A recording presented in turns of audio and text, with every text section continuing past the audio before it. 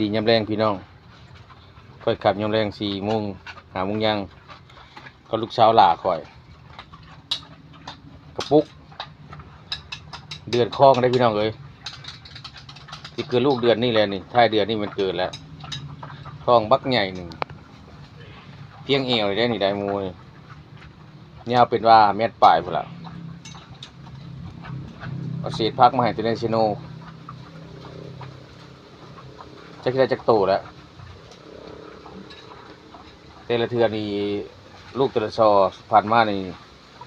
12 13อยู่น้ำกระเจ้านะนี่บักใหญ่หนึ่ง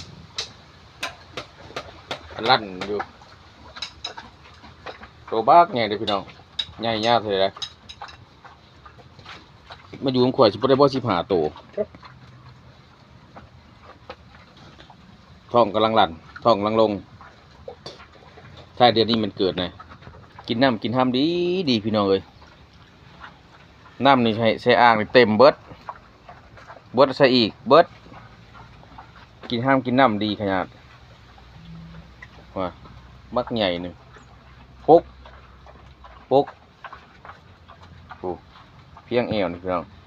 ตอนซื้อมาใหม่ๆคือสิเห็นน้ำกันเนาะเจ๊จ้อยบางๆเป๊ะๆคือไผ่หญ้านี่มาบาทนี้ได้100 ไปโลผล160 ผมบ่จักความใหญ่ความหนาเพิ่นมาอยู่น้องคอยเลี้ยงกับลูกกับเต้ามันพี่น้องเลยเกิดท้ายเดือนนี้แหละประมาณ20 ปลายวันที่20 ปลาย